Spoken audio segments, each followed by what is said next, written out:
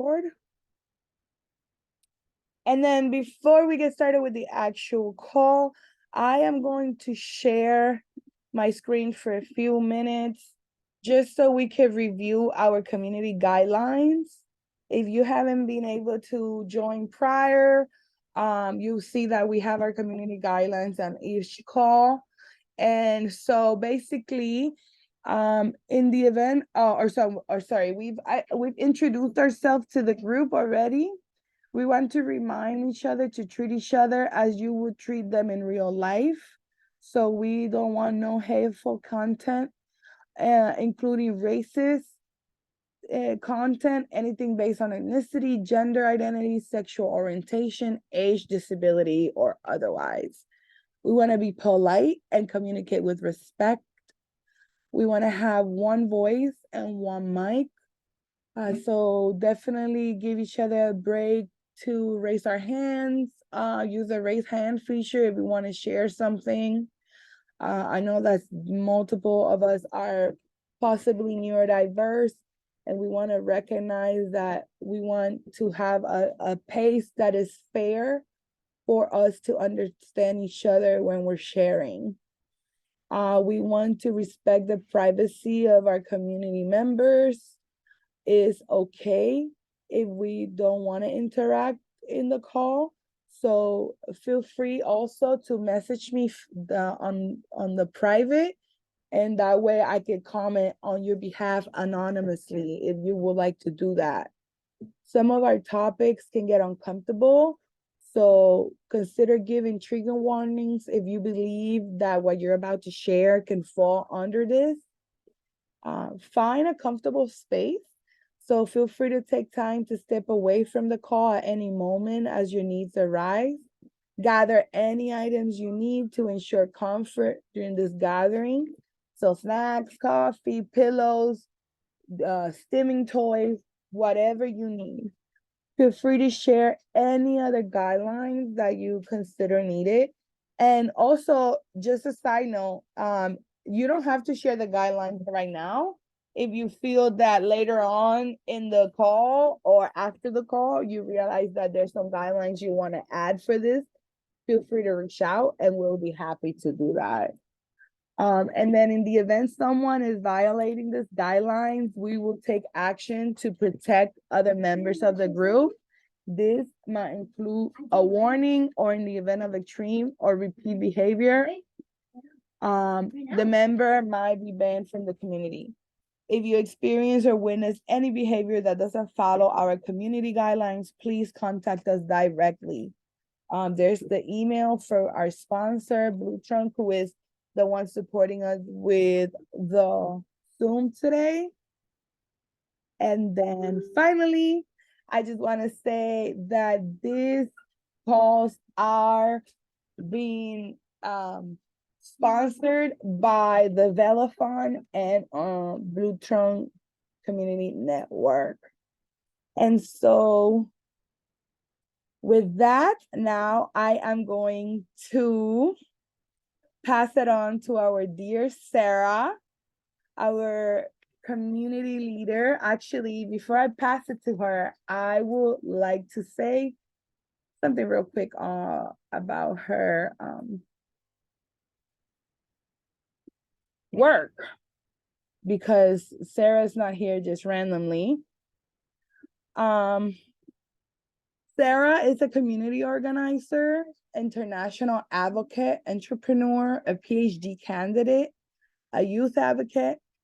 She's constantly developing ideas for community resources and indigenous resources. Sarah is born and raised in Florida. She's an urban farming and PhD student. Her research and life's work is dedicated to exposing the ways that the food system is shaped by racial capitalism, while more importantly, finding ways to grow power in the food system through food sovereignty. So with that said, I'm going to pass it on to you, Sarah. Thank you so much for being here today. Thank you. And I just want to say Well, thank you for the introduction, and also thank you for the care that you all take in this meeting with like the community guidelines and all of that. That's something that is unique to some of the spaces that I'm used to being in. So I just wanted to say really thank you for that. I think that that's just something that I'm learning every time that I'm in these meetings, things like this.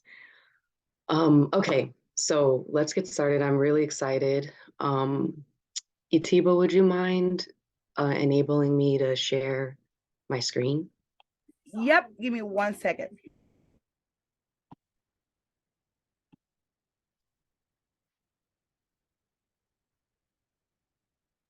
Okay, let me know. Did you get access? Yes. Okay. Let me see.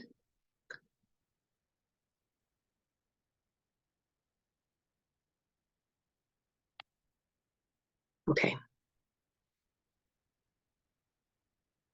Um, Hold on 1 second.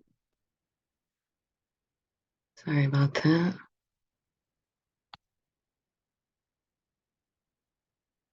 I'm trying to see how I can keep my notes up while also sharing my screen. So just bear with me for one moment.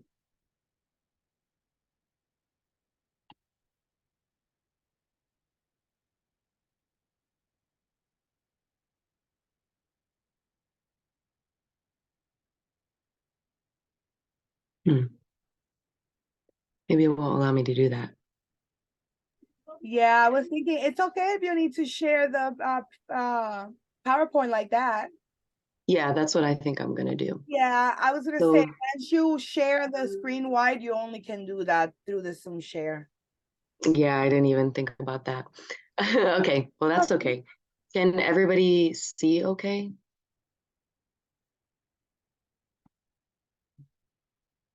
Was there a thumbs up? Can people see okay? Okay. If there's any issues, I'll keep the chat on so that anybody can write in the chat and just let me know. You can interrupt me at any time. Just want to make sure everybody can see. Okay. So today I'm going to be talking about different ways that I've understood the food system throughout my work. So just a little bit about me. I was born and raised in Southwest Florida. I have lived in Orlando since 2018. There was a time in there that I was away doing my PhD work on campus, and now I'm in the stage of my PhD where I'm just focusing on research and writing. My work is focused on thinking about the injustices in the food system, which I'm going to talk about extensively today, and also really, really thinking about the solutions, especially solutions created by people that are normally marginalized within food sustainability or um, food, uh, yeah, like food sustainability and food security work in Central Florida. So specifically working with BIPOC, working with LGBTQ communities, working with disabled folks, youth, and that sort of thing, immigrants, things like that. So yeah, and then I also have my own garden. I'll show you in some later slides. I have an in-ground food garden and also an aquaponics garden, which is where we grow fish, and then the water that the fish are growing in is also used to supply nutrients for the plants. And so yeah, so that's a little bit about me and some of the things that I'm doing here. And the presentation is going to kind of go over that more in depth. So first, what is a food system? Um, we think of food systems in this sort of, this is a circle, but it's really kind of all jumbled and mixed.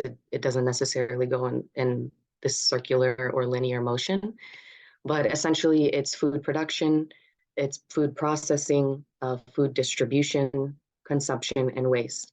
So how food is grown, how it's processed in order for us to consume it, um, how it's then distributed around, and then how we eat it, and then the waste that's produced from that.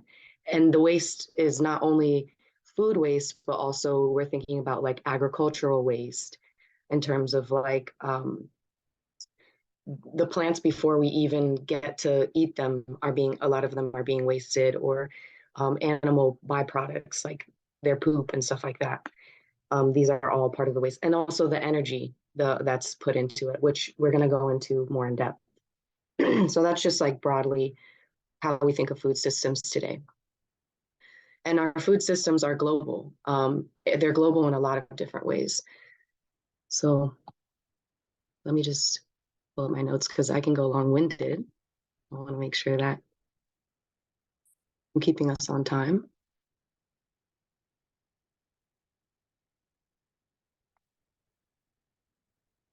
Okay.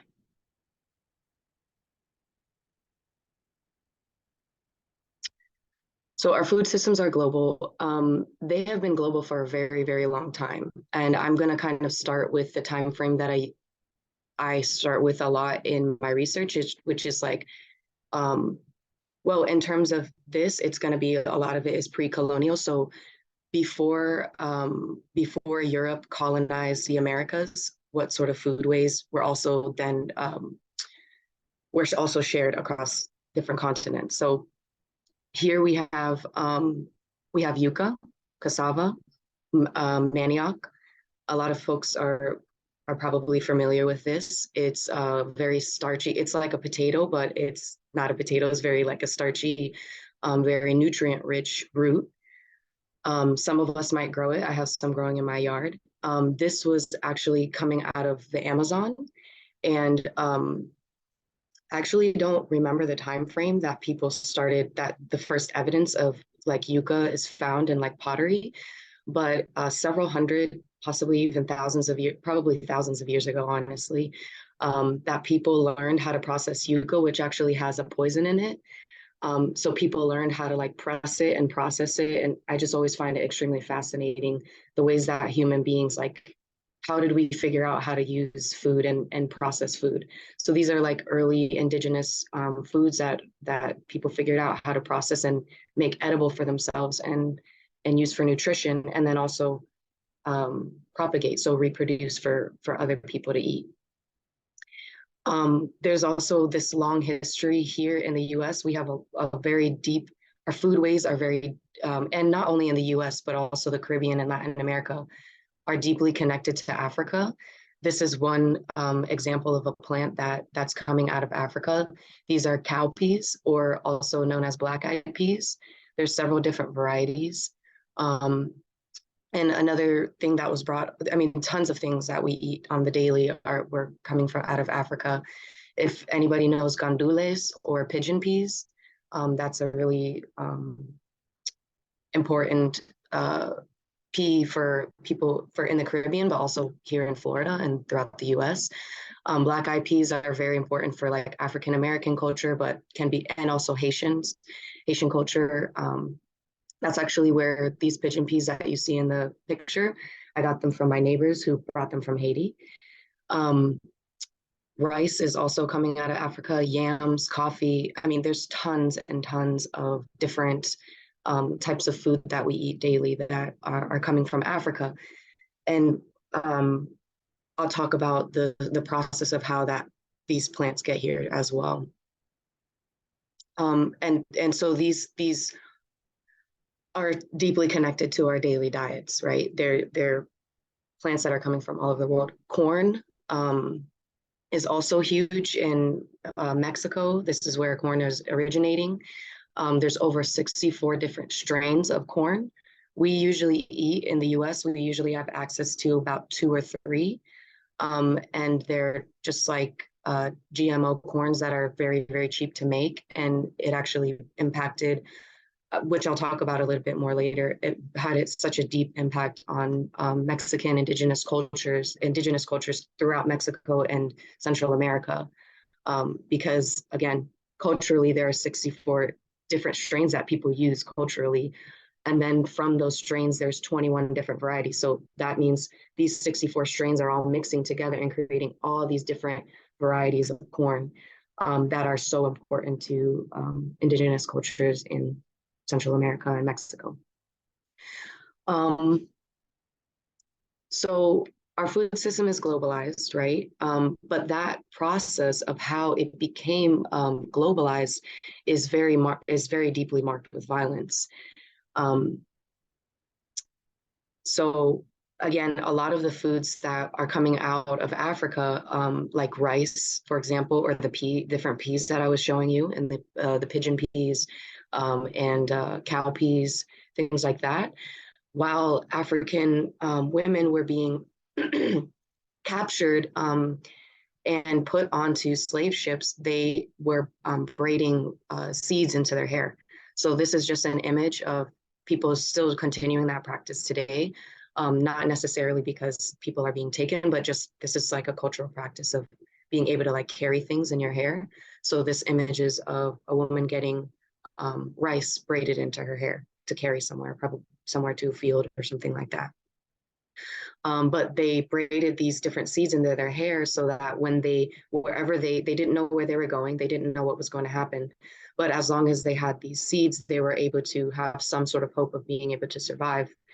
And they did use these seeds in their own gardens. And then also, as we know, rice is like a huge crop for people all over the world, but it was grown in the Americas. It was grown in the southern U.S. and primarily by Gullah Geechee people who were expert rice growers. That was a very important crop in their culture, and their sort of traditional knowledge around how to grow rice was exploited in the U.S. South to create this cash crop.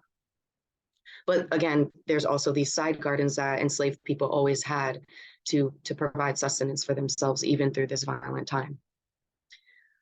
This image is just very striking for me because on the left, you're going to see present day farm workers working in Immokalee, which is in Southwest Florida in Collier County. And then on the right-hand side, you see an image of enslaved Africans working in fields. I think this is like a depiction from like the early 1700s. Maybe, I don't know if it has a date on there, but sorry, I don't have the date. But this is just thinking about the history of the ways that agriculture has become globalized and the ways that people have been exploited through this. These sort of these things continue today, is what I'm trying to say with this image. In Immokalee, tomatoes are actually originated in what's now known as Peru in the Andes. Tomatoes in the US, a lot of, I think it's like 80% of our tomatoes in the year come from this area in Immokalee in Florida. And majority of them are grown by Mexican, Guatemalan, and Haitian migrants who are paid like pennies on the dollar. So let me move this next. So here's some of the protests that people are doing in Immokalee. And these buckets right here are how much they have to make for a minimum wage. In one day, they have to fill up these 153 buckets, which is impossible. So we see these systems of labor continuing today. And we'll talk a little bit more later on about also the ways that inequalities not only play out in terms of how food is produced, but also how it's distributed and consumed. So here's another big thing about the globalization and industrialization of agriculture has not only required slave labor and very cheap labor from primarily Black and Indigenous people of color throughout the world, not just in Florida or the U.S., but throughout the entire world. It also has made a deep impact on our environment, which we depend on and we are intimately connected with. So there's this like dual interconnected harm of people and the environment, which we're deeply connected to. So in the image on the top, we see this huge monoculture farm. So a monoculture is when you grow the same crop in rows for miles on end. So these are like several 100-acre farms. I think they're probably harvesting like wheat or corn in this picture. They grow the same crops, so that means that that crop will take the nutrients that it needs that year and then leave very little nutrients for the next year for it to grow. So the nutrients in the soil become depleted, and it's very difficult for you to plant the next year. So there's all these added pesticides and fertilizers and all these things that are running into our waterways that are polluting our air. Not only that, but in this picture, you can see this dry land that they're moving these tractors on versus a regenerative form of agriculture, which we're going to talk about later, where they're trying to rejuvenate the soil every time that they plant. There's multiple different ways that human beings have done this. For as long as human beings have done agriculture, there have always been ways that we have done regenerative agriculture. But in this age of globalized food system and industrialized food system, we're really depleting our soils. Also here we have an image of like food waste. I should have put up some statistics. I don't really like to do statistics and stuff like that because there's all this stuff that goes into that sort of thing, but we waste a lot of food, essentially. There's a lot of food that's wasted, not only like the food that's sitting in your fridge, like you forgot those apples and now you're going to throw them in the garbage. More than that, there's a lot of food that's wasted before it even hits the grocery stores, before it even hits our tables. There's so much food that's thrown away. If anybody's ever gone to the back of like a Publix or an Aldi or whatever, you can just see the dumpsters overflowing with foods, or Walmart. Oh my gosh, it's horrible. They put expiration dates that don't actually mean that the food is expired, but once the store sees that it has that it's met that expiration date, it'll just go into the garbage, even though it might be still good. And then also the ways that animals are exploited and contaminated as well. There's a huge veganism movement going on the last decade or two. And a lot of people are going toward that. One of the themes of veganism, which again is a complex, there could be a whole nother unschooling talk on veganism and colonialism. But like some of the mainstream, which is usually like predominantly white mainstream veganism, a lot of it goes toward like animal justice and things like that. But on the flip side, the fresh foods that we're getting in the grocery store also come with the cost of like human lives as well. So any way that you look at it, this form of agriculture is and producing food, it has been really harmful for us. And not only has it had this huge impact on humans because of like labor and exploitation and forced migration, and animals and depleting of the environment and all of that. But even though we are growing enough food in this country alone to feed everybody that needs to be fed, we are still coming up with this global food crisis. So global food crisis, let's talk about this. Like I said, while the industrial food system is capable of and does produce enough food for everybody in the world to eat and have food security, there are these repeated patterns of inequality in the food system that also align with these injustices in how food is produced, right? I was talking before about how to have this globalized food system, we have been relying on the forced cheap labor by Black, Indigenous, and people of color. And throughout the world, again, this is happening in everywhere. Africa, every continent, this is happening.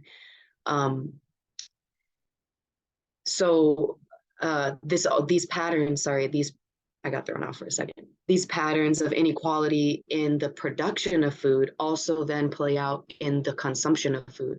So we have issues of food insecurity.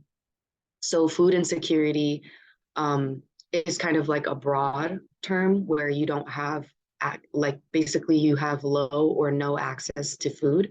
So that could mean so many different things to different people. So for the USDA, I think they calculate food insecurity by how far away you are from the nearest grocery store.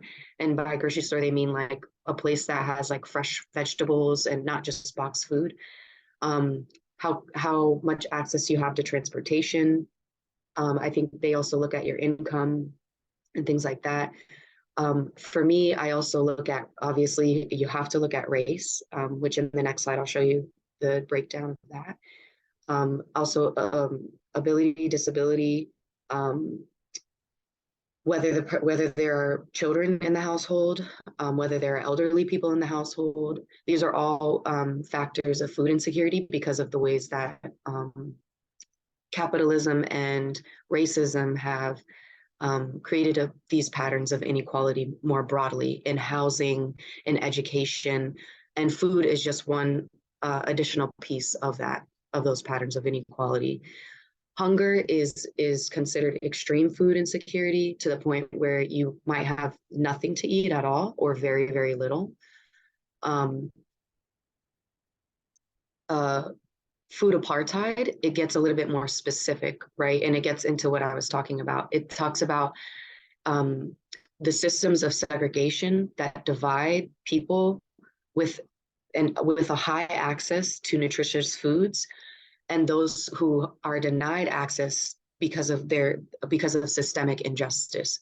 So food apartheid basically describes food insecurity within the racial capitalist structure that shapes everything else, right? Housing and we can think of it like redlining, supermarket redlining.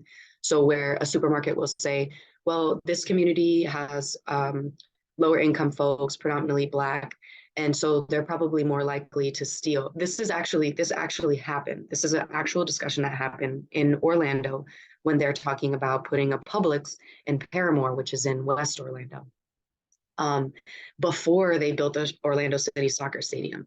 Basically, Publix was saying that they didn't want to lose product, that they're assuming that people in Paramore shouldn't have a Publix because they're just going to steal food, which there are so many issues with that. Like, first of all, the assumptions. And second of all, why are people stealing food? It's because they don't have access, like for other reason. And then also the assumption that like Publix needs to be, we can break this down and talk. This is something that I did in my past research, but there's so many assumptions behind that, or that the food at Publix is even affordable. So it's like, duh, people are going to steal because like it's not even affordable. And so after they built the Orlando City Soccer Stadium, Publix decided they were going to build a store there because now they're catering toward tourism. The Orlando City Soccer Stadium flattened hundreds of people's homes, businesses, churches, places of just like hanging out. It cut off main through roads that people were using. So now a lot of the people in the community still pass through the stadium just because that used to be like, it's literally on top of a primary road that people use to get across the neighborhood. And so it pushed a lot of people out of Paramore further west into West Orlando, where also they're building more housing projects and less grocery stores. So hopefully I'm not like making this too confusing, but that's just one example of the ways that food is connected with these like broader structures of racism and classism. So just like, you see redlining in terms of like voting and stuff like that, we can see these sort of things and the ways that supermarkets are placed. But also the ways that food is studied, because it's not only about access to supermarkets. There are all of these other ways that people are accessing food, which I like to look at, and I'll get into later. So let me just check the chat really quickly just to make sure. Okay, cool. I know we're outraged. It's crazy. I can't even. Actually, yeah, I'll be sharing the stuff from the chat box when we finish the PDF with the PowerPoint. Okay, great, cool. Okay, so this is, again, the statistics and all of that. really like, because it's like race, it's so complicated that people are identifying, but I'm just going to use this broadly to kind of give us an idea. Also, I am using by thinking about who is food insecure by race, I'm looking at who's receiving SNAP, so Supplemental Nutrition Assistance Program, but that number is going to be lower than the number of people suffering from food insecurity. So, for example, my mom growing up made like $10 or $15 more than she couldn't qualify for SNAP, but we were still food insecure. And sometimes some months we'd qualify and some months we wouldn't qualify, depending on like basically the tips she would make as a waitress. So so SNAP doesn't totally cover the amount of people, but this is the baseline that we're going to use. But I would assume that it's the number of people that are food insecure is higher than this SNAP percentage. So at the top graph, we have the total percentage of different races by county.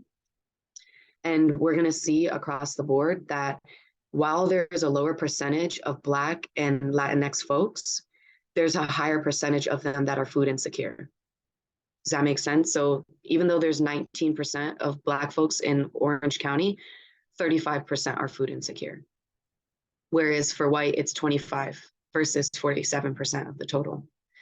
So this is something that's not only unique to Central Florida, but through the whole country and the whole world. And race is just one single marker, right?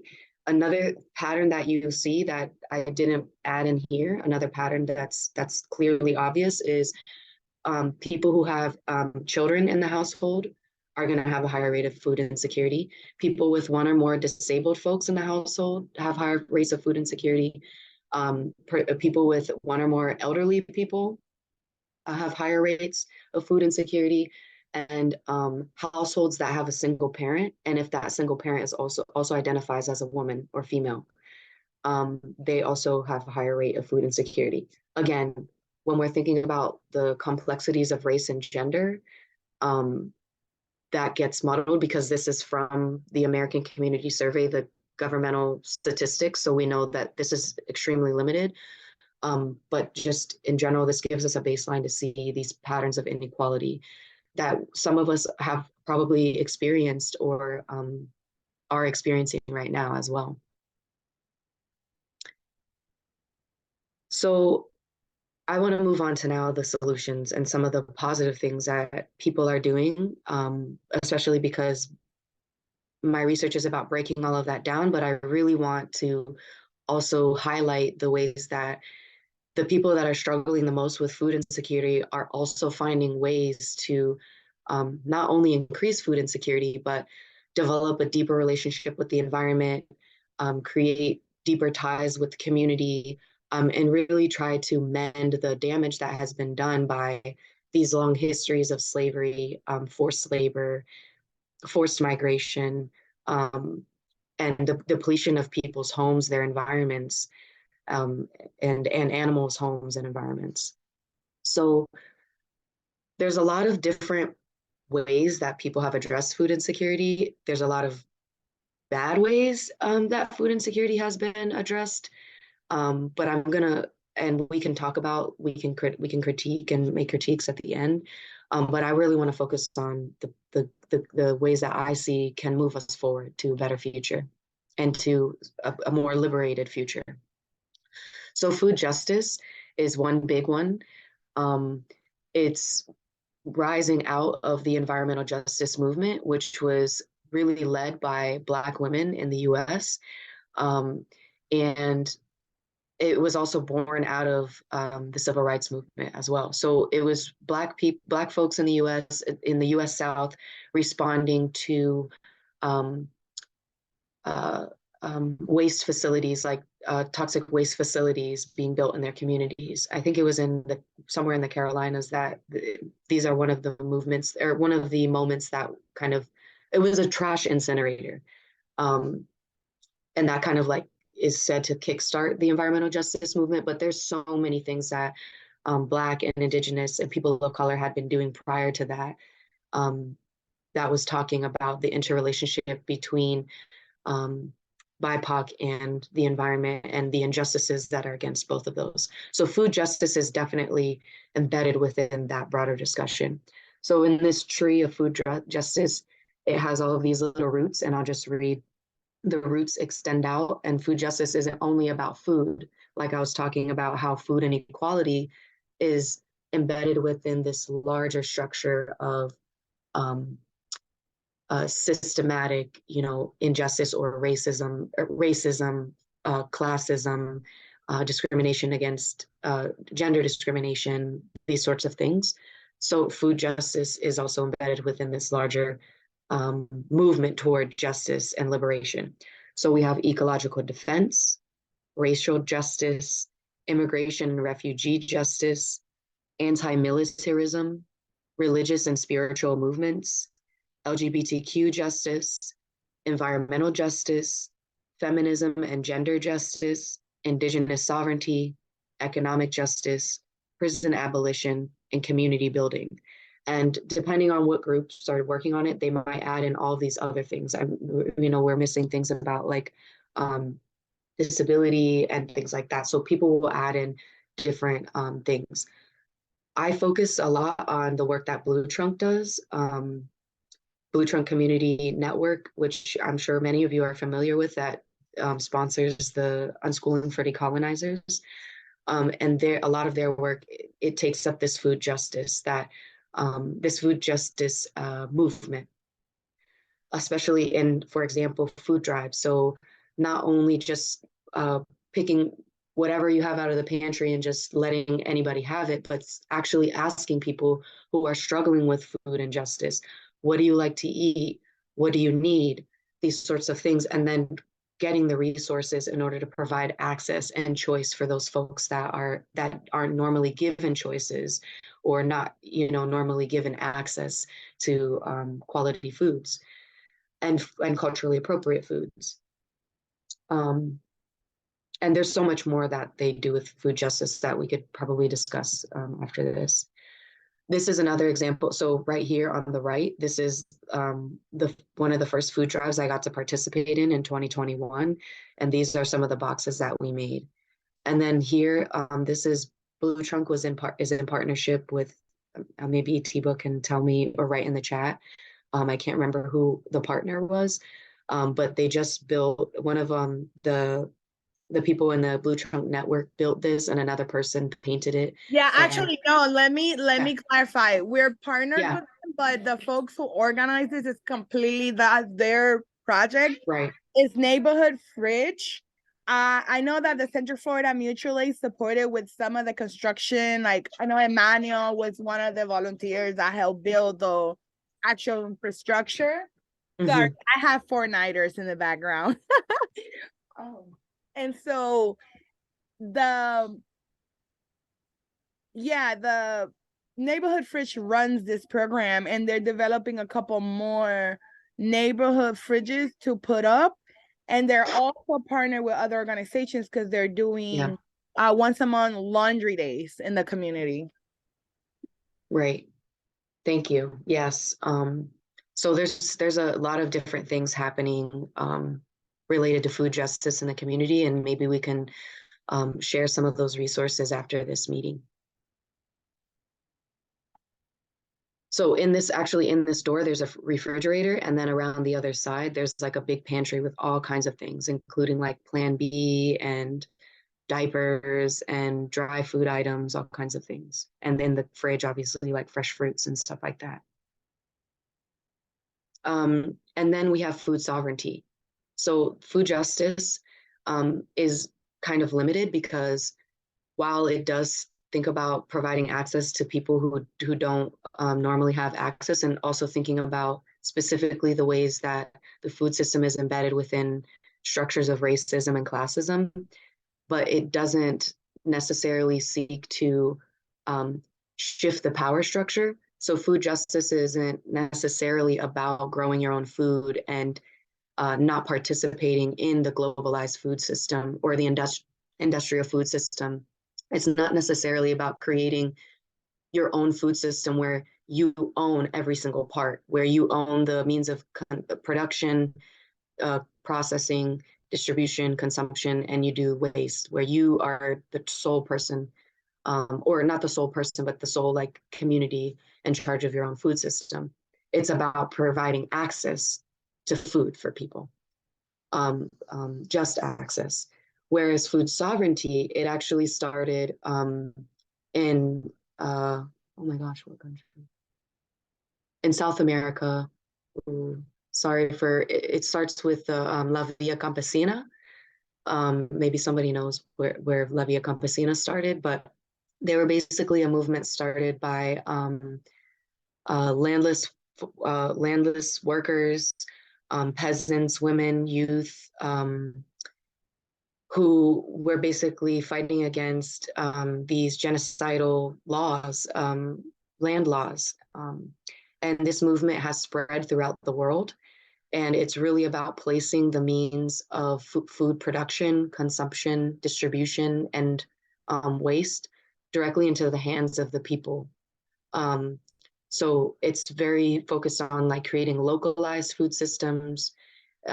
It's focused on, obviously has these elements of justice, just the same as food justice, but it's really like about creating power for ourselves, for people whose power has been taken away from them because, again, of this long history of exploitation and deprivation, you know, people being deprived of basic resources. Now we're trying to take that back into our own hands. So these are just some pictures of me farming with different people. These two pictures on the left is a brigade that we did at my house through Blue Trunk, where we were working in the aquaponics system. And they do brigades all the time. And again, hopefully after this, we can share resources connected to that for people who want to get involved. But there's other times where we've learned about like soils and learned about different herbs and how to grow herbs and how to process. We're going to be doing workshops on like cooking, herbal processing. We did one about like greenhouses, and there's just so many different types of brigades that we do to share knowledge of how we can grow our own food. But not only that, trying to find creative ways to meet people where they're at. Right now, everybody has land, and that's a big part of food sovereignty is thinking about like indigenous land ownership. Not everybody has the space to grow or the time, so we're trying to share these resources through mutual aid, and mutual aid isn't just about helping each other out, but also sharing knowledge and sharing resources. And yeah, so this is really about like shifting those structures of power away from big corporations and away from the capitalist system that has exploited us and into our own hands. And I just close with a few pictures of the things that I was growing because I'm very proud. And if anybody wants food, let's link up. Let's figure out how to coordinate. I have tons of sweet potatoes. The sweet potato is bigger than my head. We just had our fish die, so we're going to eat our fish, but we're going to be growing new fish. And so I'll keep people posted on fresh tilapia that we'll have for the community and hopefully the next few months. And watermelon, I'm growing tons of watermelon that I hope to share with folks. So let's stay connected, and thank you very much for listening. And if you have any questions, I'm happy to, well, I would love to have a discussion if there's time. Actually, yes, before we close up, I want to go over some of the comments that happened while you were sharing this amazing presentation. I want to say every time we have this, I think I know stuff, and then like I learn a bunch of new stuff, and I really appreciate that. I want to point out that, give me 1 second. Give me one. I want to point out that, let me see. Personally, I mentioned that I grow pigeon peas, like you was talking about pigeon peas, and that's beans, peas is definitely a staple in my home and in my direct community. I know that, let me see. Oh, we talked about the yucca, and I wanted to say that, right, Afro-Caribbean folks, like indigenous folks in the Americas, if yuca is very much such a staple, like for example, for myself, my family, we have the Taino heritage, and for us, yuca, it's a holy food, like it's sacred, and we even have our deity Yucau, who is basically the father of yuca, who is Father Earth, basically. And so it's very essential to like the not just our food, but like our culture overall. Um, I know that Robin mentioned when you were talking about the braids, Robin mentioned that we carried a lot with us. I want to talk about seeds that we carried. I know that I learned that the cotton seeds were brought by the transatlantic slave trade, but in the Caribbean, there's native cotton as well. And this cotton was also like, it was so versatile because cotton has sexual reproductive properties, like it could prevent pregnancies and cause miscarriages and stuff. And so I learned that the cotton seeds were used for a number of things by our ancestors as a form of survival, and dealing with the transatlantic slave trade and all the consequences from that. So it wasn't just a product used for clothing, but it was actually like essential medicine for our ancestors. Julian named that I worked in retail for years and we had to throw so much out. At the end of the night, it was so wasteful. Most of it was still good.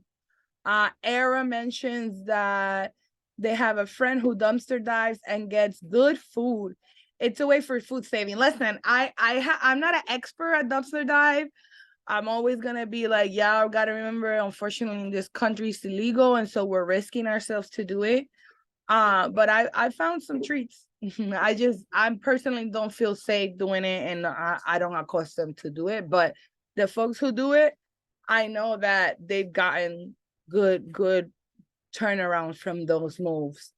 I know that when you were talking about the Paramore Publix incident, a lot of our folks were outraged by it, including myself. I did not know this had happened.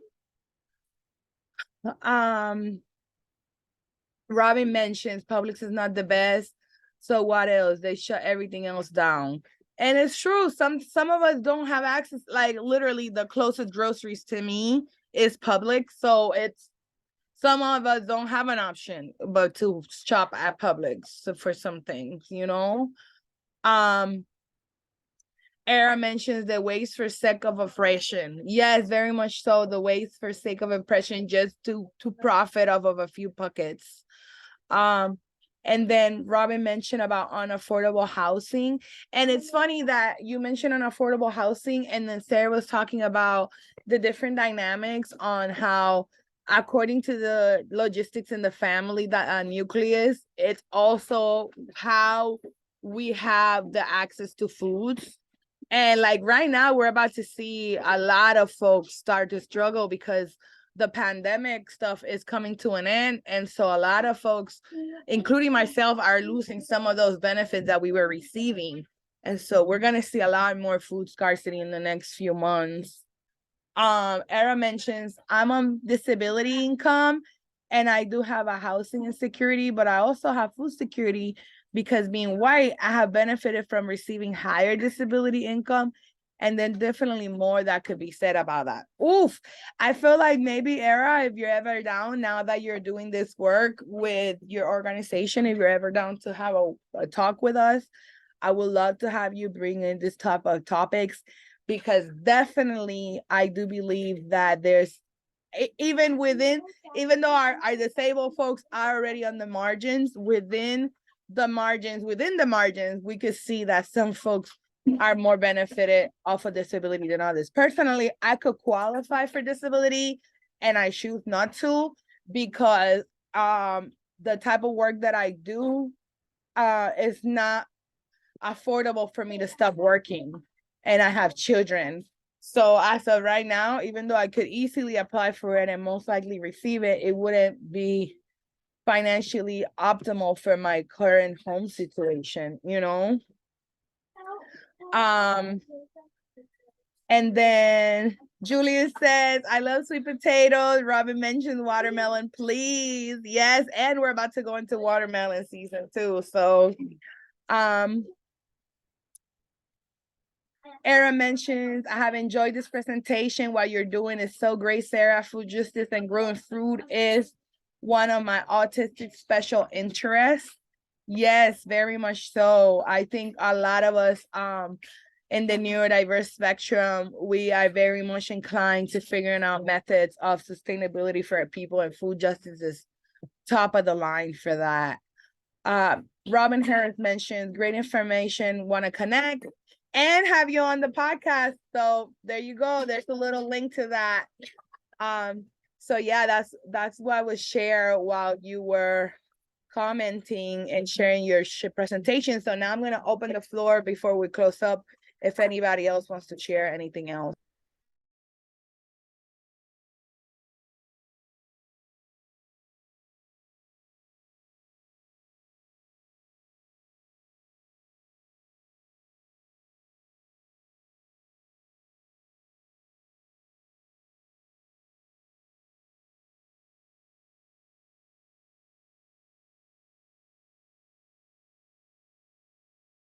All right, y'all. Well, if we are done with sharing for today, I will recommend anybody that wants to share their social media or method of communication, if y'all want to exchange information to continue communicating. I actually, on the Unschooling for the Colonizer flyer, we have tagged Sarah as well. And then this recording is going to be presented on the Unschooling for the Colonizer group on Facebook. If you want to rewatch it and are not a Facebook user, let us know so that we can send you the drive that we're putting together for everyone. Oh, thank you, Era, for sharing. I would love to. I'm going to be following that page, the autistic nature that you have started to develop that program. I'm really excited for that. Thank you, Julian, for being here today. I'm going to end our recording for now.